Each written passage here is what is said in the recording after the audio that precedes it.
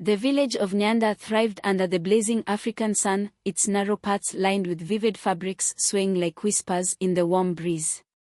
The scent of roasted plantains and freshly ground spices filled the air as children's laughter echoed through the bustling market square. Fatou, with her honey-brown skin glowing under the sunlight and her hair tied in a colorful scarf, weaved through the crowd. Her basket, already overflowing with ripe mangoes and woven beads, bounced gently against her hip. Fatou, you'll drop everything if you don't slow down, Zawadi called, her playful grin stretching wide. She was always the voice of reason, though rarely listened to. Fatou laughed, the sound like the fast drops of rain on dry soil. If I don't hurry, all the good sweets will be gone. She twirled, her vibrant yellow dress fluttering like a butterfly's wings. Yet, as the sun dipped behind the horizon, painting the sky in hues of crimson and gold, an unseen pair of eyes watched from the shadows of the forest beyond. Oduduwa stood silently under the ancient baobab tree, his dark robes blending into the twilight. His eyes, deep and ancient, held stories untold, and his heart, long thought incapable of feeling, stirred at the sight of Fatou's carefree joy. He was bound to the night, cast to roam eternally, yet drawn to the vibrant life that danced within her. But he knew his presence meant danger. That night, as Fatou hummed a soft melody on her way home, the path lit by flickering lanterns, danger found her before she could find safety. A rogue creature, eyes red with hunger, lunged from the shadows. Fatou gasped, stumbling back, her heart pounding like the village drums. But before the creature could strike, a swift blur of motion knocked it away. Oduduwa stood between her and the beast, his fangs bared and eyes glowing like amber flames. With a swift, graceful motion, he subdued the creature, sending it fleeing into the night. Fatou stared, breathless. Who are you? Oduduwa turned, his expression softening as he met her gaze. A protector, nothing more. She stepped closer, curiosity overriding fear. Thank you for saving me.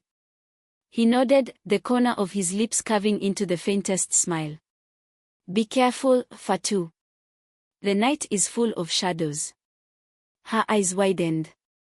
How do you know my name? But before she could get an answer, he vanished into the night, leaving her with more questions than fear.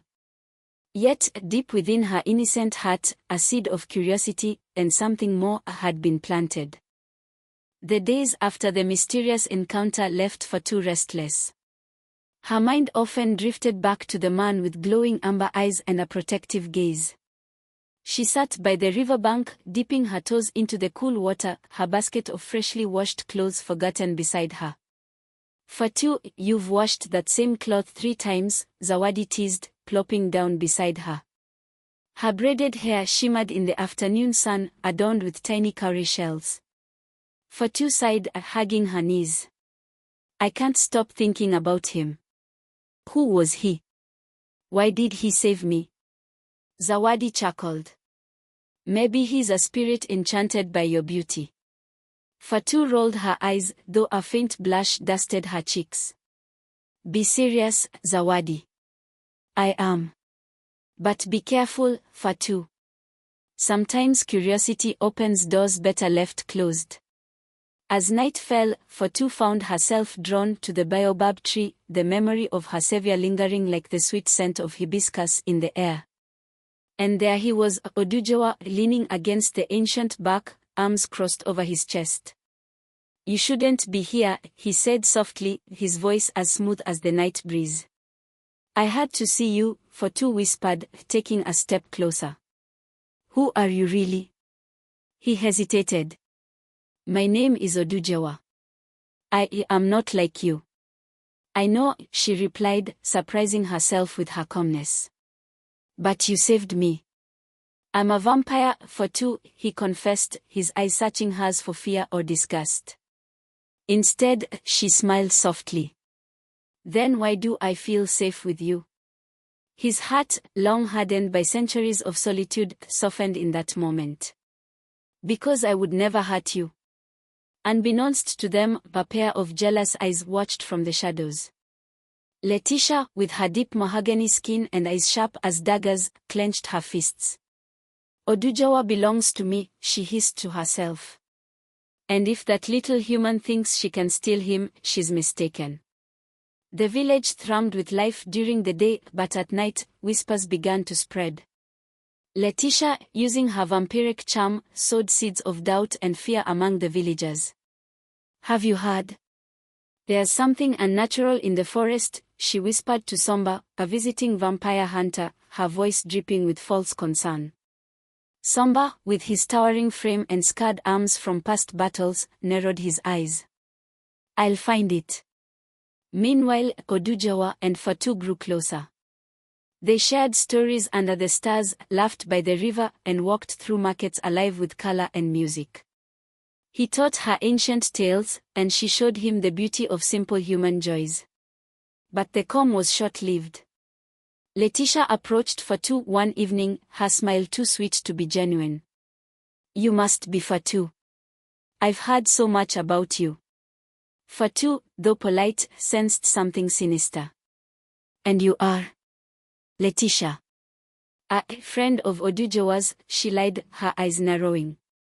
Be careful, little one. Vampires don't love.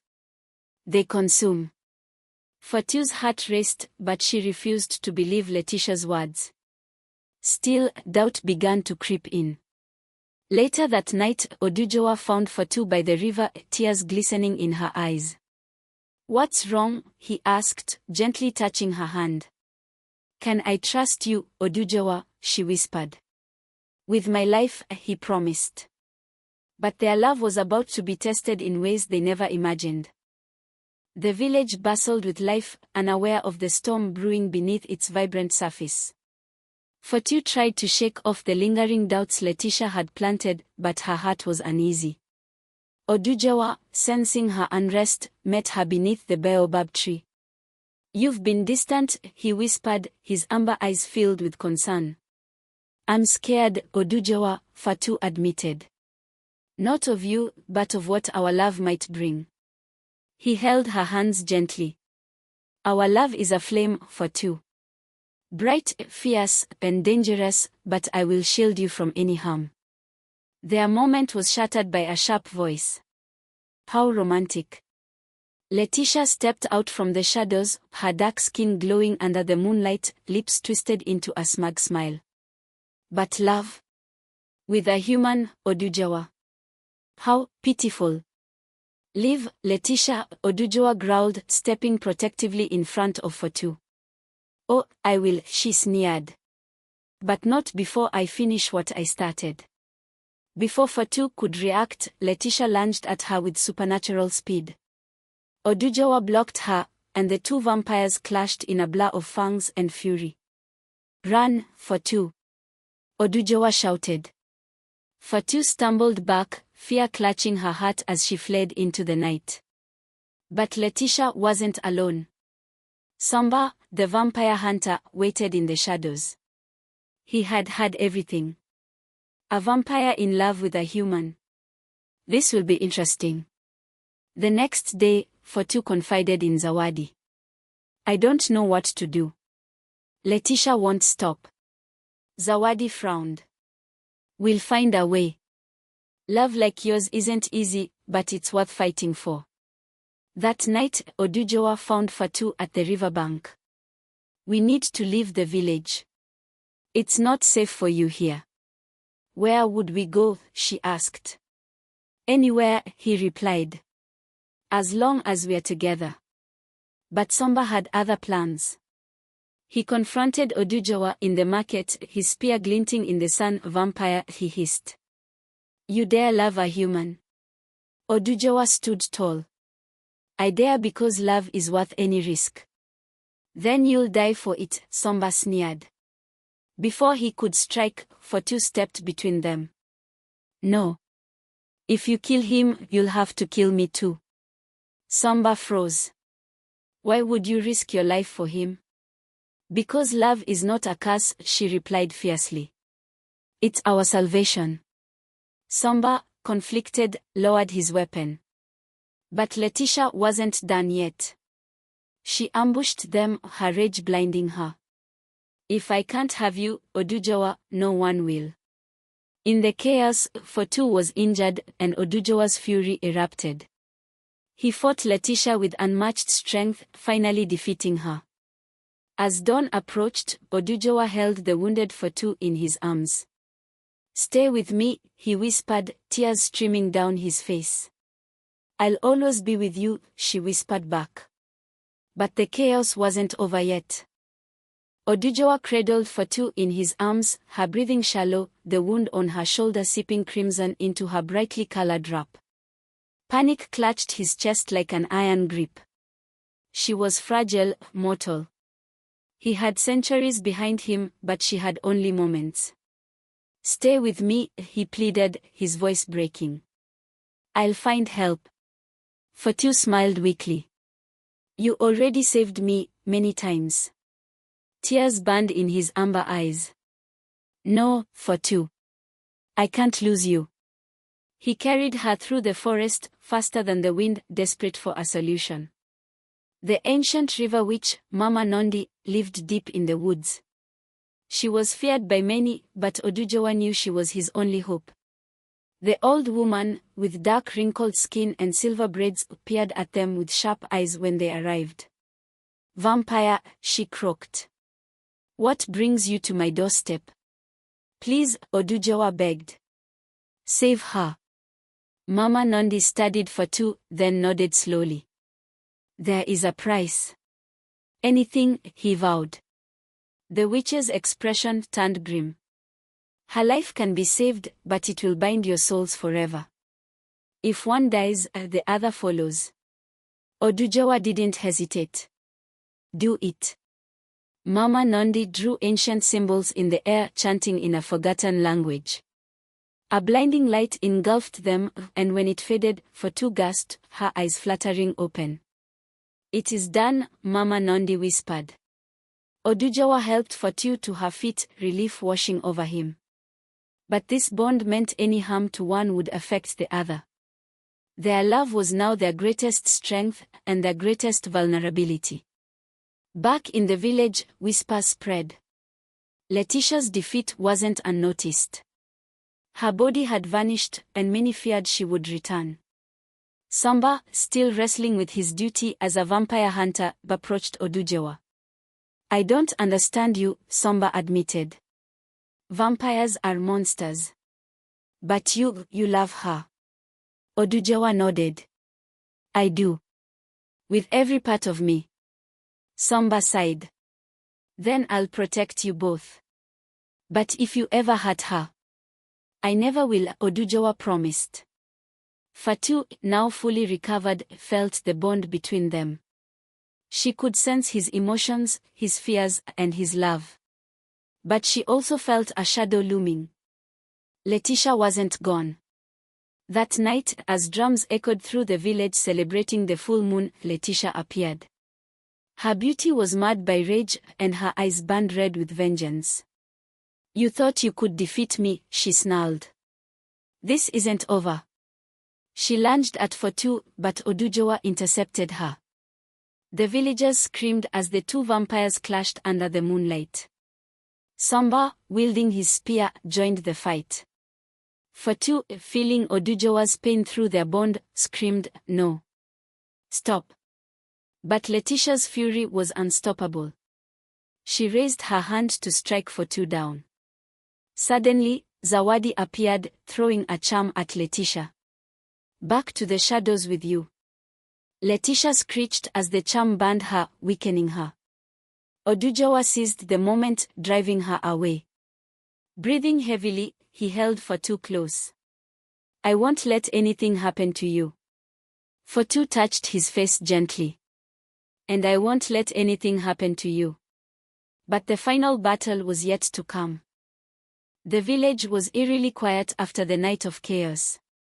Fatou and Oduduwa sat beneath the baobab tree, their fingers intertwined, their love now bound by magic and fate. "We can't keep running," Fatou whispered. "Letitia will never stop." Oduduwa's amber eyes darkened. "Then we end this. Together." Samba approached them, his spear resting on his shoulder. I've hunted vampires my whole life. But you two, you're different. I'll help you. Zawadi joined them, holding a small pouch of charms. We'll need all the help we can get. That night, under the blood-red moon, Letitia returned, more powerful than before. Her dark skin shimmered like obsidian, and her crimson eyes glowed with unrelenting rage. Did you think magic could keep me away? She hissed. I'll tear you apart, Oduduwa. And your precious human will beg for mercy. Fatou stood tall, her eyes blazing with determination. You'll have to go through me first. Letitia sneered. Gladly. The battle erupted, a whirlwind of fangs, spells, and clashing weapons. Oduduwa fought fiercely, but Letitia's power was overwhelming. Samba threw his spear, piercing Letitia's shoulder, but she barely flinched. Zawadi's charms slowed her down, but not enough. Fatou, feeling Oduduwa's pain through their bond, screamed, there has to be another way. Mama Nondi's voice echoed in her mind. The bond is your strength. Fatou realized what she had to do. She closed her eyes and whispered, Oduduwa, trust me. He looked at her, fear in his eyes, but nodded. Fatou lunged at Letitia, touching her forehead with trembling fingers. Feel what I feel. Suddenly, Letitia froze. Fatou's love, warmth, and humanity flooded through her, breaking the darkness in her heart. Letitia stumbled back, tears streaming down her face. I just wanted to be loved, she whispered. Oduduwa stepped forward. You can find peace, Letitia. Let go. With one final scream, Letitia vanished into the night, her rage dissolved by the love she never knew. The village celebrated the dawn with vibrant colors, laughter, and music. Samba and Zawadi shared stories around the fire, and Mama Nondi watched over them with a knowing smile. Fatou and Oduduwa stood at the riverbank, the rising sun painting the sky in hues of gold and crimson. We survived, Fatou whispered. Oduduwa kissed her forehead. We did. And we'll have forever. Fatou smiled. Forever sounds perfect. As the sun rose, their love shone brighter than ever, a love that defied death, chaos, and time itself. Blood and Blossoms was not just their story. It was a story of love that bloomed even in the darkest shadows.